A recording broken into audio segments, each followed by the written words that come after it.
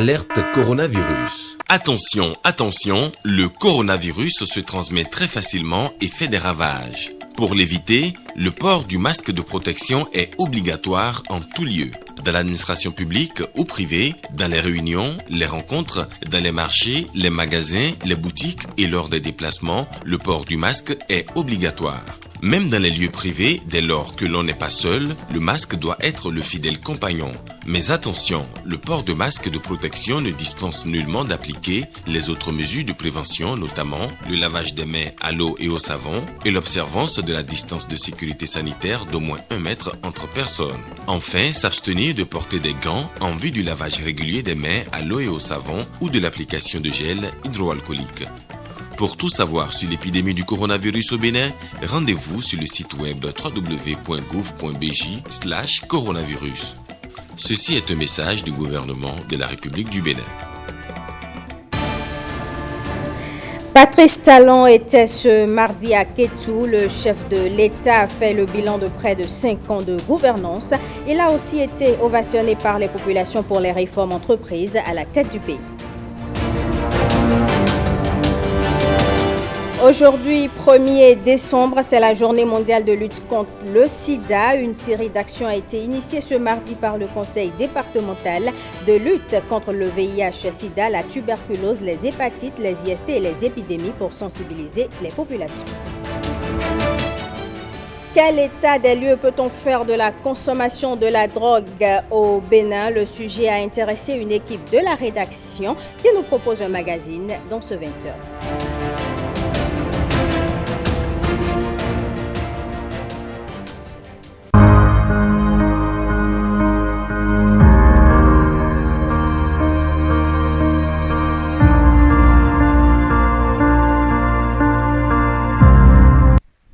Bonsoir à tous et bienvenue au journal. Dans sa diversité culturelle, le berceau du masque Guélédé a accueilli ce 1er décembre. Le chef de l'État, Patrice Talon, a fait le bilan de sa gestion depuis 2016. Par la même occasion, le président de la République a aussi été salué pour les réformes entreprises à la tête du Bénin. Les précisions de Jérôme Hongbo, Jean Lambimé et Mohamed Biya.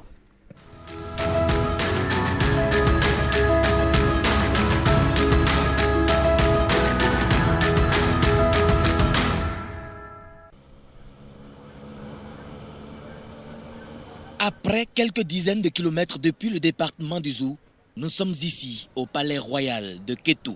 Cette cité historique et multiséculaire est fondée par le fils aîné d'Odoudoua. Berceau du Guélédé, une déité à laquelle on voue un culte à travers des manifestations faites de chants et danses, Kétou a la particularité de disposer de la seule société secrète de masques connue, dirigée par les femmes des communautés Yoruba et Nago. La visite du président Patrice Talon ici marque le renouvellement du pacte pour la construction d'un Bénin réformé, dynamisé, révélé et définitivement mis sur orbite pour le développement. Frontalière avec le Nigeria, Kétou est la plus vaste et plus peuplée commune du département du Plateau. Les réalisations du programme d'action du gouvernement ici renforcent la confiance en soi. Merci pour la réalisation de la route Kétou-Savé et ses bretelles. Monsieur le Président de la République, je ne serai pas capable de vous décrire toute la résonance un peu mythique et mystique de cette route légendaire, rêvée par nos ancêtres depuis des siècles. Vous êtes définitivement entré dans l'histoire en transformant ce rêve séculaire en réalité palpable. Merci. Merci et merci.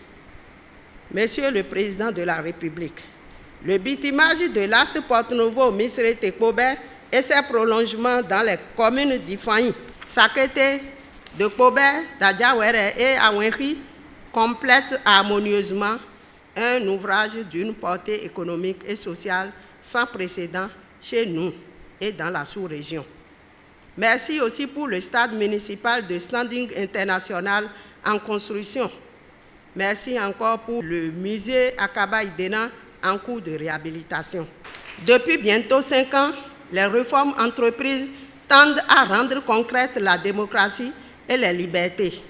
Grâce à ces réformes politiques d'un rare courage, la démocratie et les libertés cessent d'être dans notre pays des biens de luxe réservés à la jouissance intellectuelle d'une élite privilégiée, corrompue et mystificatrice, que la paupérisation des masses populaires et la descente aux enfers continue du pays ne préoccupent guère. Avec vous, Monsieur le Président de la République, nous voulons révoquer cette fatalité. Nous voulons aller de l'avant. Nous ne pouvons plus reculer. Ces efforts et changements de paradigme opérés par le gouvernement ont également été salués à travers, entre autres, l'appui aux artisans dans le cadre de la Covid-19, l'assurance pour le renforcement du capital humain. Mais les populations essentiellement agricoles demandent la réhabilitation des pistes de desserte rurale, la construction d'un barrage hydro-agricole à Dogobis, la réhabilitation du centre de santé et la construction d'un marché de grande envergure. Mais dans son bilan, le chef de l'État a mis un accent particulier sur la vision du gouvernement dans le domaine éducatif et agricole, l'effectivité des formations aux métiers et la lutte contre l'incohérence dans le système éducatif. On a l'université ici, le recteur, il est à 2 ou 3 heures, 200 km d'ici. Parce que nous ne pensons, nous ne faisons rien avec cohérence depuis longtemps. C'est nous tous. Sur 100 enfants qui vont à l'école au Bénin, certains vont s'arrêter niveau primaire, BPC, certains niveau bac, certains vont à l'université, niveau master, d'autres niveau doctorat. Si on prend 100 enfants qui sortent de l'éducation nationale, quel que soit le niveau, on fait la somme des niveaux, ceux qui sont sortis en bas, plus ceux qui sont sortis au niveau intermédiaire, plus ceux qui sont sortis au niveau supérieur, si on prend eux tous, 70 sont formés pour être des chômeurs. Il est temps que nos enfants soient formés dans les métiers de l'agriculture, soient formés à la mécanique, à l'électricité, à l'électronique. Demain il fera beau sur les grandes routes. Demain il fera beau sur les chemins. Demain jour nouveau. Demain tous les oiseaux chanteront sur la route. Demain. C'est beaucoup plus une séance de bilan du chef de l'État, des réalisations qu'il a eu à faire jusque-là et des projets qu'il porte encore en son cœur. Nous sommes guéris. Qu'est-ce qu'on attend de lui? On attend qu'il maintienne cette rigueur, qu'il ne baisse pas les bras et on lui souhaite beaucoup de courage. Je sais tous les efforts qui sont faits dans le domaine des infrastructures, je fais tous les efforts qui sont faits dans le domaine du numérique, de l'électricité et un certain nombre de domaines. Tous les domaines sont attaqués en même temps. Ce qui fait que nous sommes dans cette dynamique-là.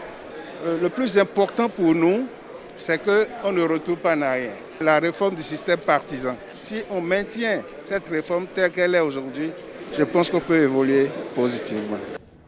Au terme de la séance, tous retiennent qu'en 5 ans, le Bénin est guéri de sa maladie et la dynamique est irréversible. Patrice Talon en a assuré ses concitoyens de Kétou, plus déterminés que jamais à passer le message dans toutes les contrées du pays Nago.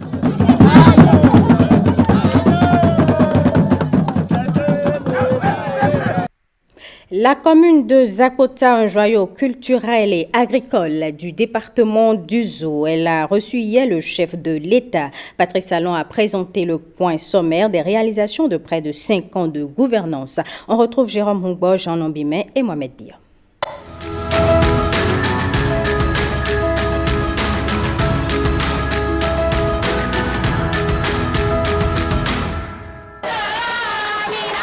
Zakota, commune à fort potentiel de production de l'orange, est une localité de transition entre la cité royale d'Abomey et la région à Gonlé. Au bilan des 5 années de sa gouvernance, Patrice Talon informe les populations que face à l'état des lieux peu reluisant en 2016, des investissements sont préalables à tout processus de développement. L'eau, l'électricité, la santé, les routes et la sécurité. Le constat principal que je voulais faire avec vous, que notre pays est un autre pays par nos efforts, que nous avons réussi à nous métamorphoser. Lentement mais sûrement, le Bénin est en train de vaincre la fatalité. Les impacts des réformes entreprises par le gouvernement se ressentent partout, même ici, à Zakota. Le bitumage de la voie Kogede-Zakota sur environ 5,5 km linéaires. Cette voie a été lancée 3 fois par votre prédécesseur sans être réalisée, mais vous l'avez faite sans bruit ni tapage. La construction de modules de 4 salles de classe dans 5 CG de la commune sur les 8 constitue un motif de soulagement pour les élèves et les enseignants. La dotation de 61 écoles primaires publiques de cantines scolaires sur les 106 que compte la commune a contribué à l'amélioration des résultats scolaires et à soulager les parents d'élèves. L'électrification est en cours dans les villages d'Assani, de Zakbobomé, de Zakekere et de Zazoumé. L'extension du réseau solaire en cours sur 18 km environ avec une station d'eau à Folie constitue un motif de satisfaction. Les femmes, Excellence Monsieur le Président de la République, saluent l'avènement de la nouvelle formule de microcrédit à la FIA, la création de 3 commissariats de police a sérieusement amélioré la sécurité des populations de la commune. Permettez-moi de vous dire que vous êtes un modèle hors pair pour la jeune génération. Je prie, Seigneur notre Dieu, les mains de nos ancêtres, de vous donner la santé. Cette démarche est une démarche de renforcement de bonne gouvernance. En bon pédagogue, il est en train de faire une analyse comparée des promesses qu'il a eu à faire, des engagements qu'il a pris devant le peuple béninois au moment où il a été investi dans ses fonctions et en termes de réalisation, une analyse comparée des prévisions, quand je dis prévisions, des promesses par rapport aux réalisations, des engagements pris par rapport aux réalisations, ce qu'on n'a pas pu faire, d'accord, les difficultés qui ont endigué ça, et le chef de l'État a mis beaucoup plus l'accent sur l'assainissement des finances publiques et leur sécurisation. Sincèrement, la population de Zakota est très émue par rapport à cet exercice de reddition de comptes et la population est sortie massivement et elle a compris que le chef de l'État, en bon père de nation, n'a pas du tout oublié les Zakota. Vous l'avez entendu, il a bien dit que la route attendue par toute la population de Zakota, à savoir la route Zakota-Tendi-Boycon, est déjà programmée et planifiée. Nous sommes meilleurs en toutes choses, plus que tout le monde, a conclu le président Patrice Talon, rallumant ainsi en chacun de ses concitoyens de Zakota la confiance en soi pour contribuer valablement au maintien de la dynamique ainsi imprimée depuis 2016.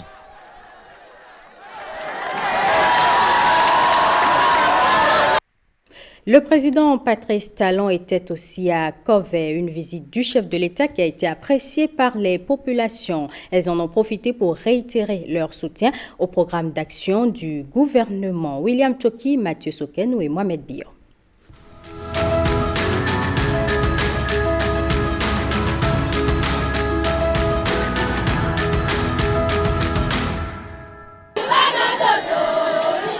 S'il y a une région qui s'inscrit dans la droite ligne des performances agricoles, l'autosuffisance et la sécurité alimentaire, c'est bien la vallée du Zou avec en tête de pont la commune de Kovey. Une collectivité locale qui s'étend sur une superficie de 525 km² avec de vastes bas-fonds, un écosystème sur lequel se développe la spéculation riz. Kovey est d'ailleurs la 3e commune en matière de production du riz, une prouesse que son maire brandit fièrement, mais il voudrait plus pour accroître la plus-value pour le Bénin.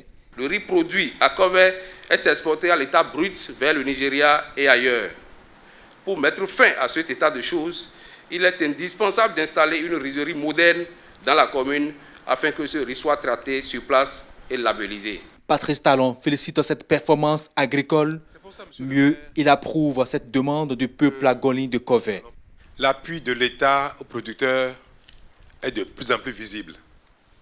Nous avons entrepris des programmes d'aménagement des vallées, des bas-fonds pour la culture du riz, la culture maraîchère.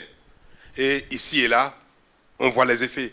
Le programme qui est en cours et qui va être développé massivement à partir de l'année prochaine. Parce que les divers petits projets nous ont permis d'avoir les données qu'il faut, l'expérience qu'il faut et les éléments nous permettant maintenant de passer à une phase supérieure. Et pour ceux qui font le riz, ils verront bien que notre plan, c'est que le Bénin, d'ici 2022, produise plus d'1 million de tonnes. Nous sommes aujourd'hui à 400 et quelques mille tonnes, 408, 410 000 tonnes de riz. On va passer à 1 million de tonnes. Donc, tous ceux qui sont concernés verront qu'il y a un programme massif d'appui, d'aménagement des vallées, de fourniture de semences et de fourniture d'intrants en quantité suffisante, en qualité, dans les conditions de paiement les plus faciles pour multiplier par 2, par 3 le rendement et la productivité de nos producteurs dans ce domaine-là. Toute la commune de Kovey est admirative face aux grands changements constatés dans le pays. Elle se réjouit aussi de cette démarche du président de la République, une démarche qui la réconforte dans son choix il y a 5 ans. Un homme qu'on met à la tête d'une entreprise, d'un État, qui sait que son mandat va inexorablement vers la fin, se penche sur le bilan et fait ce marathon pour faire cet exercice et essayer de voir quelle est la particularité dans chaque commune à animer, à entretenir pour que les fils et les filles de chaque commune se sentent réellement engagés dans l'action de l'État. Il faut le féliciter. Et il a eu l'éloquence de nous montrer que là où nous, à Kovey, nous n'avons pas encore démarré, que ça a démarré par ailleurs dans le pays. Et lorsque l'on résume en termes macroéconomiques, on sent que tous les secteurs sont effectivement engagés dans le développement. Ce qui m'a vraiment impressionné, c'est d'abord les routes. Il a beaucoup, dans la commune de Kovey, travaillé sur les routes, travaillé dans le domaine agricole. L'asphaltage, parce que ça a permis la communication entre plusieurs villes, plusieurs arrondissements ou plusieurs localités. Et jusque-là, nous n'avons pas encore constaté ça dans notre chère commune qui est Kovey. Nous espérons, nous l'attendons avec impatience que ce programme-là s'étend vers nous aussi afin qu'on puisse développer aussi notre coin. Patrice Talon voudrait voir ses concitoyens dans de meilleures conditions de vie, mais il conclut que seul le travail bien fait et la gestion rigoureuse des ressources publiques doivent guider nos actions.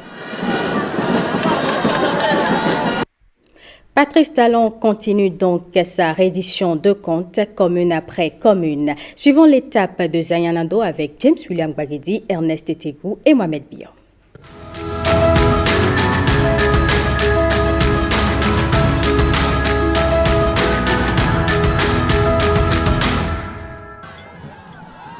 Le rituel est désormais parfaitement rodé. La visite du président Patrice Talon dans les localités qu'il parcourt est partout l'occasion pour celles-ci de mettre en exergue leurs spécificités culturelles.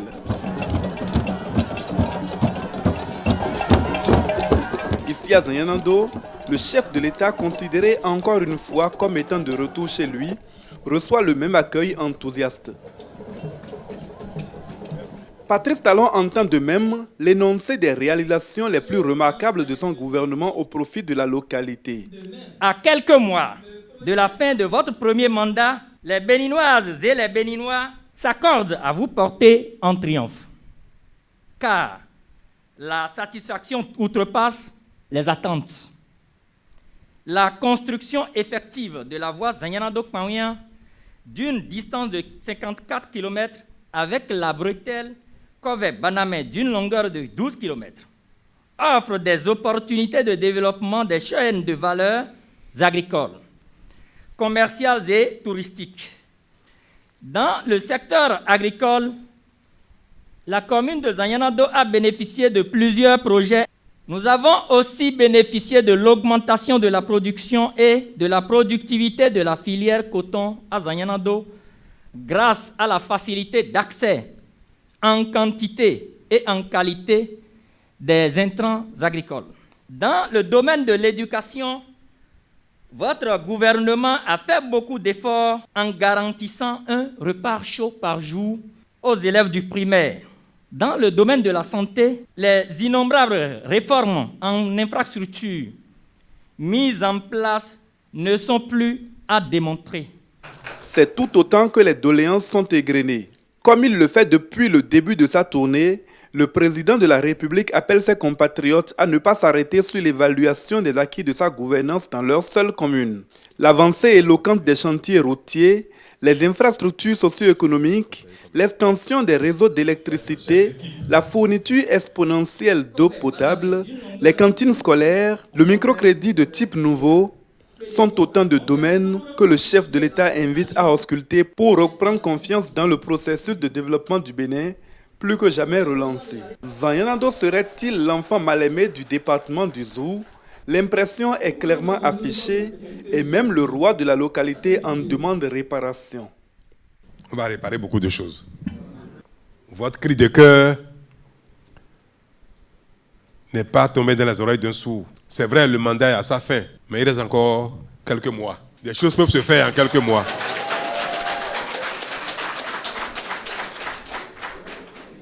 Et des choses peuvent être mises en place pour les temps à venir. Nous avons constaté tous et nous avions apprécié pour affecter une mention. Et cette mention, comme vous le savez, cette mention, c'est une mention très honorable. Il a reconnu que le chantier de développement n'a pas encore réellement commencé à Zanyanado. Il a reconnu. Il a entrepris beaucoup de réformes, mais c'est progressivement que toutes les communes vont être impactées. Beaucoup de projets ont été réalisés pour le Bénin. Il a promis continuer ces actions avec la population de Zanyanado pour notre bien-être social.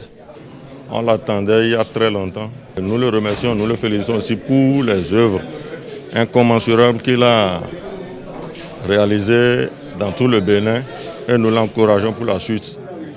Le chef de l'État a fait un exercice appréciable et apprécié de tous aujourd'hui en nous faisant le bilan de ces 5 ans à la tête de notre État et les projections pour le futur. Nous pouvons être heureux et l'accompagner pour la suite de son quinquennat et aviser pour le reste du temps. C'est donc une traînée de conviction que Patrice Talon laisse derrière lui. La conviction qu'au rythme où va le Bénin sur le sentier du développement, nul désormais ne sera oublié. Merci beaucoup. 4 communes au total ont été visitées hier par le président de la République. Il s'agit de Ouinri, Kovè, Zanyanado et Zakota. Une journée qui présente une particularité. Selon le ministre de la Communication, porte-parole du gouvernement, on écoute Alain Oronla au micro de Jérôme Hongbo, Jean Nombimé et Mohamed Bio. La particularité de cette étape, c'est que le président s'est exprimé principalement, majoritairement, en langue nationale fon, la langue de la localité. Ce qui nous a permis d'observer un président qui s'est lâché, qui, se sentant en famille, est allé beaucoup plus loin dans les explications et a partagé avec les populations, mais au-delà des populations, le Bénin entier, les mêmes acquis de l'exécution du programme d'action du gouvernement.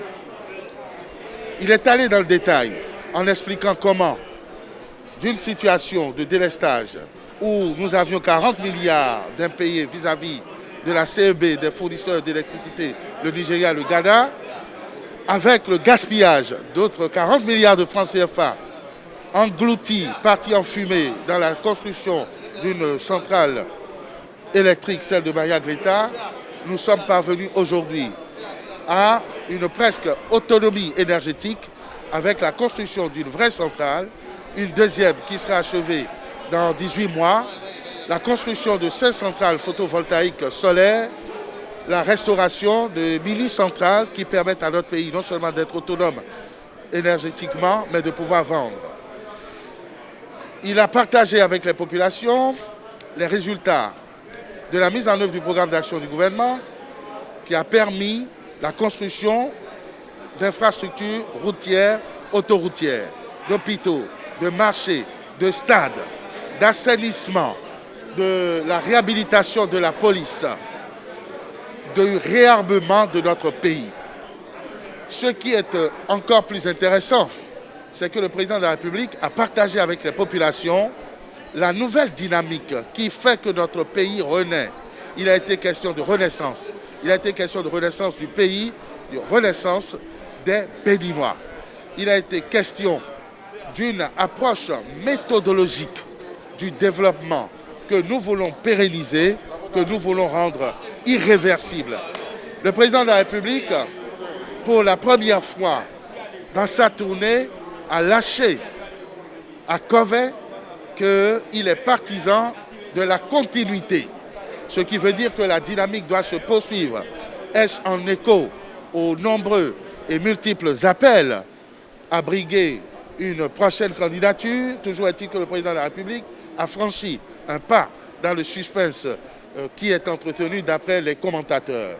Un grand auteur avait dit que l'humour est l'arme des forts pour affronter ce qui les dépasse. Cet humour, s'il permet aux Béninois d'enraciner dans leur conscience le rejet définitif de la gabegie, de la corruption, d'enraciner définitivement dans la conscience collective la méthode, l'organisation et la méthode qui font qu'on peut passer d'un pays pauvre à un pays riche, d'un pays sous-développé à un pays développé. Je pense que nous devons lui savoir gré de cette figure méthodologique qu'est l'humour, la dérision, voire l'autodérision. J'ai lu avec consternation, mais je commence à m'y habituer, les réactions épidermiques que nos amis internautes ont eues par rapport à ces confessions du président de la République qui n'a fait que restituer les travers que nous avons partagés tous. Le président de la République qui était dans un exercice de reddition de comptes et donc de sincérité, de confession, n'a fait que partager avec les populations, avec ses compatriotes, nos petits défauts. Et le ton et le style qui étaient à la dérision et à l'autodérision, comme je l'ai dit tantôt, n'a été utilisé que pour dédramatiser ces travers qui en réalité nous ont conduits dans une situation pathétique. Donc entre les pleurs provoqués par ce qui est pathétique et le rire qui permet de faire prendre conscience, on ne peut qu'approuver, si l'on est de bonne foi, la démarche du président de la République, qui est une démarche d'humilité, une démarche de sincérité, mais une démarche pertinente et efficace qui permet aux internautes, à voir leur réaction, d'avoir été touchés et de comprendre que nous devons tourner le dos à ces travers et que c'est en réussissant à tourner le dos à ces travers que le gouvernement, sous le leadership éclairé du président Patrice Talon, a réussi en moins de 5 ans à capitaliser nos impôts et à mettre en œuvre les investissements qui ont manqué à notre pays, qui n'ont pas pu être faits depuis les années 60, où nous avons cultivé et accentué ces différentes pratiques. Lorsqu'on vient partager la méthode de travail, lorsqu'on vient, faisant preuve d'humilité, expliquer comment on est parvenu à ces résultats, c'est encore la marque d'un grand leader qui recherche le consensus, qui recherche l'adhésion, parce qu'en nous mettant ensemble, la dynamique sera plus forte, elle sera irréversible et elle permettra à notre pays, qui n'a pas de ressources minières connues, qui n'a pas de ressources pétrolifères, de tutoyer, comme je l'ai dit, le développement et de se hisser au rang des grandes nations qui n'ont pas eu besoin de ressources, mais qui ont eu besoin d'organisation, qui ont eu besoin d'un leadership éclairé et pédagogique pour parvenir au développement de leur population.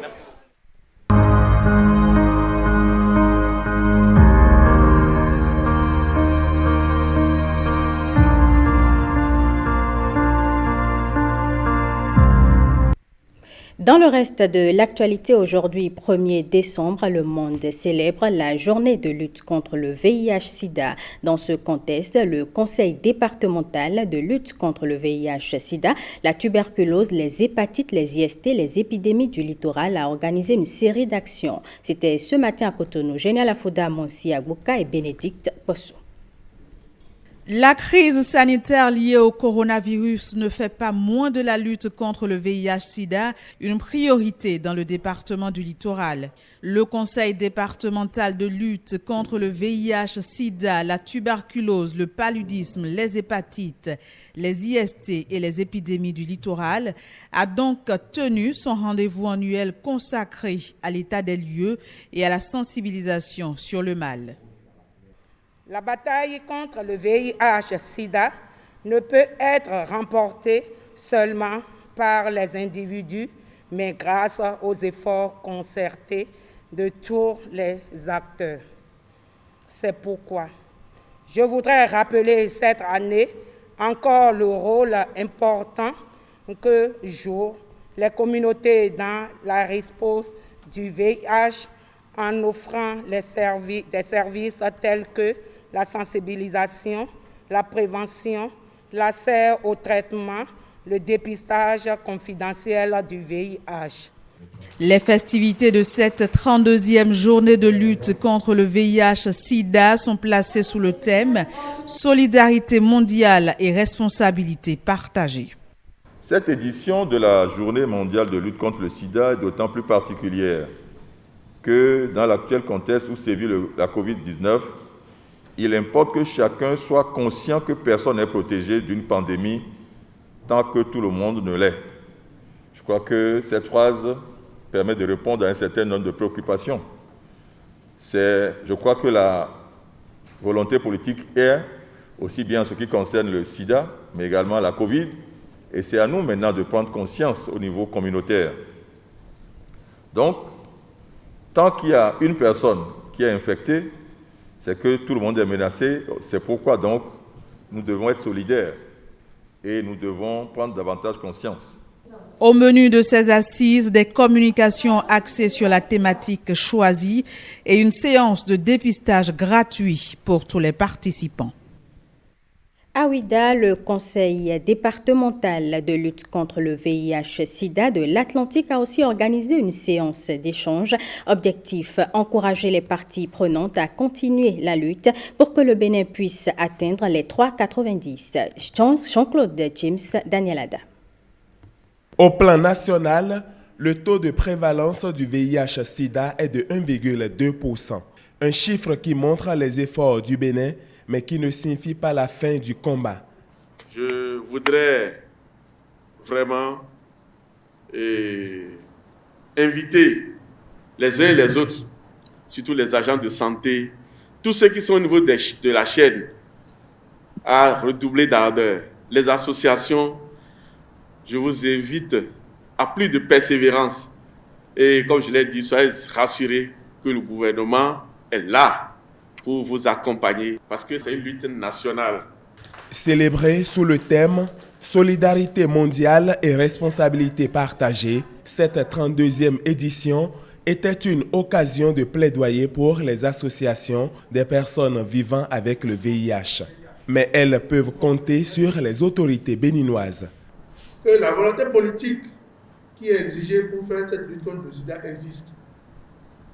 Cette volonté politique existe parce que le gouvernement béninois a déjà entrepris de faire en sorte que plus jamais on arrive à des ruptures d'ARV dans notre pays. Le conseil communal de Ouidah, pour sa part, voudrait vous rassurer de sa ferme volonté de contribuer à la synergie nécessaire pour optimaliser les impacts des interventions dans la lutte contre le VIH-Sida. Cette volonté politique est un grand pas vers l'atteinte des 3,90 d'ici à 2030. C'est-à-dire 90% des personnes vivant avec le VIH sont dépistées, 90% sont sous traitement et 90% ont une charge virale négative. À Abomey, dans le département du Zou, il y a eu aussi célébration de la Journée mondiale de lutte contre le sida. Ghislain Pogay et Iva Godopessi nous en disent plus. Je déclare lancer la célébration des manifestations de la Journée mondiale de lutte contre le sida, édition 2020. Célébration de la Journée mondiale de lutte contre une pandémie, dans le contexte où sévit une autre. Cette 32e journée de lutte contre le VIH-Sida était une occasion pour les élus d'Abomey, ville hôte de la manifestation, de renouveler leur engagement pour l'éradication du mal. S'il est vrai que la file active des personnes vivant avec le VIH sous traitement ARV de la commune d'Abomey s'élève à 1115 données du premier semestre 2020 et que 26 femmes enceintes ont été dépistées séropositives au cours de la même période, il n'en demeure pas moins vrai que mon conseil et moi sommes résolument engagés à accompagner toute action concourant à l'élimination de cette pandémie qui dure depuis plusieurs décennies.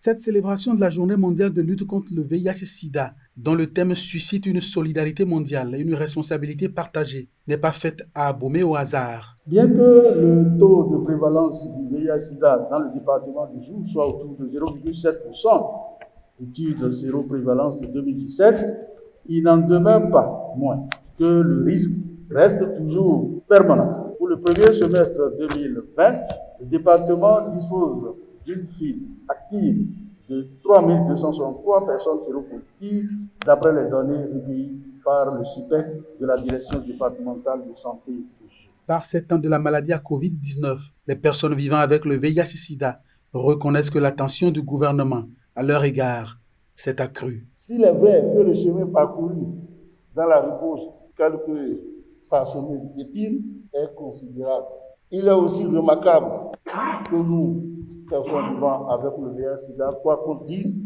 le gouvernement de son Excellence, le président Talon, a changé la donne. La pandémie à Covid-19 menace les progrès réalisés et accroît les inégalités. La Covid-19 menace les progrès accomplis au cours des 20 dernières années dans le domaine de la santé et du développement, y compris pour ce qui est des avancées dans la lutte contre le VIH. La pandémie de Covid-19 accentue les inégalités existantes, comme l'ont fait les autres épidémies avant elle. Inégalités entre les sexes, inégalités raciales, inégalités sociales et économiques. Un regard sur les chiffres liés au VIH-Sida au Bénin montre qu'il y a encore du chemin à faire en ce qui concerne l'éradication du mal. Le taux de prévalence de 1,2% de la population générale a été stabilisé depuis 2006. Les données officielles publiées par l'ONU-SIDA en 2019 indiquent une régression de 15% des nouvelles infections à VIH au Bénin depuis 2010. Toutefois, l'année 2019 a été marquée par un regain de nouvelles infections dans 2 départements, dont celui du Zou, ce qui explique le choix porté sur ce département pour la présente célébration en vue d'accentuer la sensibilisation. Mais le gouvernement béninois travaille pour pouvoir en finir avec le mal. Au 31 décembre 2019, 72% des personnes infectées par le VIH au Bénin connaissent leur statut sérologique. 91% des personnes dépistées séropositives sont mises sous traitement antirétroviral et 73% d'entre elles ont une charge virale supprimée. Par ailleurs, le taux de transmission du VIH de la mère à l'enfant est en constante régression et s'établit à 2,1% au premier semestre 2020. Comme on peut le constater, 28% de nos concitoyens portent le virus du VIH et ne le savent pas. Ils ne sont donc pas mis sous traitement antirétroviral et continuent ainsi de propager le VIH à leurs partenaires. Au nombre des causes de cet important gap programmatique se trouve la stigmatisation et la discrimination. C'est pourquoi le Bénin a décidé dans son plan d'urgence de mettre en place une stratégie nationale de démédicalisation du test du VIH en vue d'accroître le nombre de PV-VIH connaissant leur statut sérologique. Autant dire que la lutte continue. Quel état des lieux peut-on dresser au sujet de la consommation de la drogue au Bénin? La question est d'actualité au regard de certains faits relayés dans les journaux. Même si la traque contre le trafic des stupéfiants n'a pas encore totalement endigué le phénomène, le Bénin ne serait plus la plaque tournante de la drogue. Le magazine que nous vous proposons lance un coup de projecteur sur ce phénomène à travers certaines grandes villes du Bénin.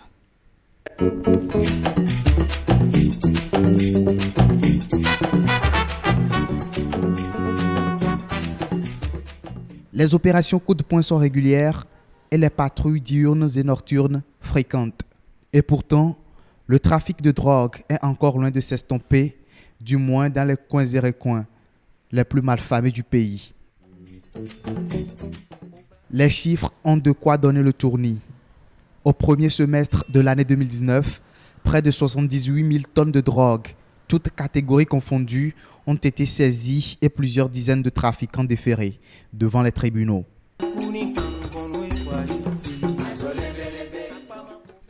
Sur les sites aurifères de Nati Tengu, le phénomène est d'une actualité inquiétante. Pour creuser et extraire l'or du sous-sol, les orpailleurs clandestins s'adonnent à la consommation de la drogue. Aujourd'hui, à Nati Tengu, c'est un problème. La consommation de drogue, c'est vraiment quelque chose qui est réel. C'est Tchantangu ou bien Kwetena. C'est là les gens vont extraire de l'or. Vous allez voir des gens qui travaillent comme des robots. Voyez-vous, pour aller dans un souterrain de plus de 14 mètres de profondeur, si vous ne prenez pas, vous ne pouvez pas aller.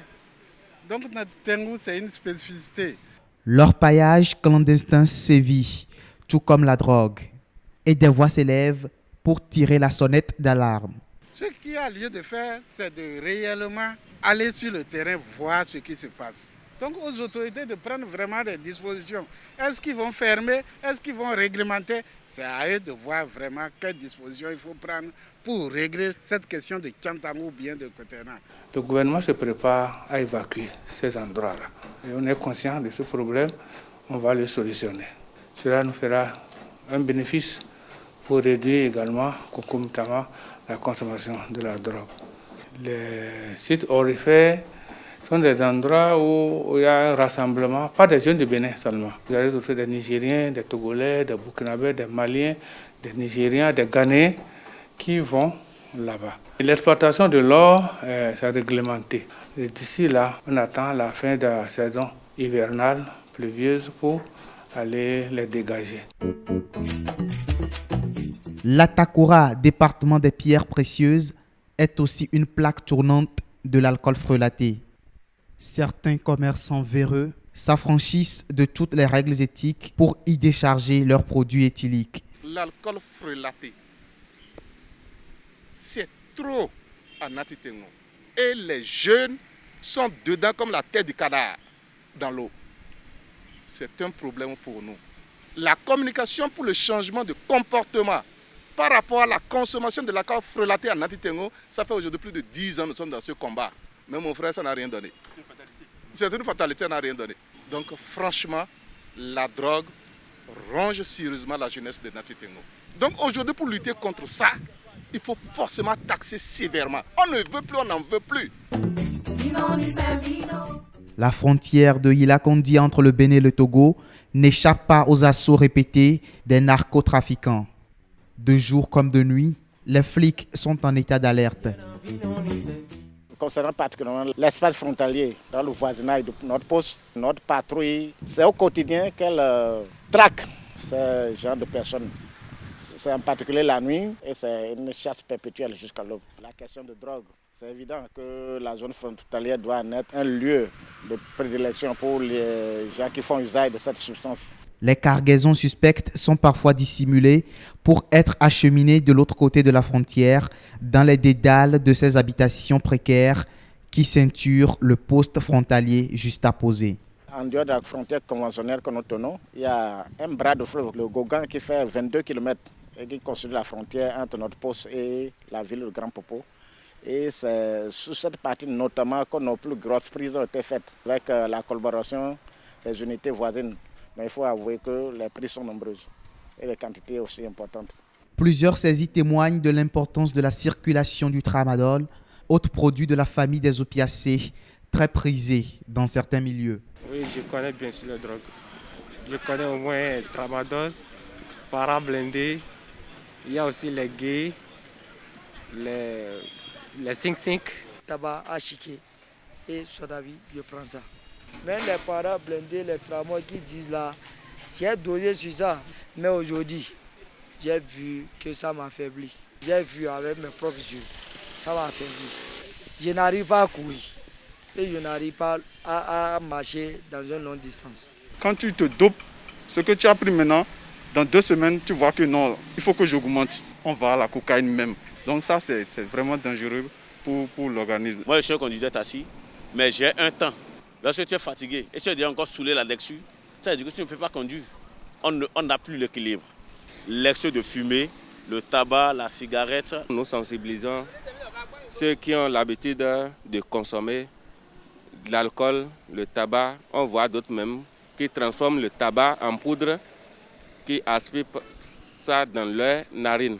Chaque fois que nous passons dans les kiosques là, nous les sensibilisons. L'usage abusif du tramadol a fortement augmenté à l'échelle de tout le pays. Les incidences sur l'ordre public de cette drogue, encore appelée la cocaïne du pauvre, sont associées aux accidents de la route et à d'autres formes de violence. On a fait partie les affaires de médicaments là, mais ça reste, on va les décourager parce que à force nos enfants prennent ça gâte leur vie. On ne le comprend plus. À notre temps, nous, on respectait nos parents. Maintenant, aujourd'hui, il n'y a plus le respect. Et encore, ça leur trouble le cerveau. Et nous, les parents, on commence à courir encore pour mettre de l'argent dedans. Donc ça là, on va décourager les vendeurs. Sans vous mentir, c'est la faute à nous les parents de faire négliger les enfants.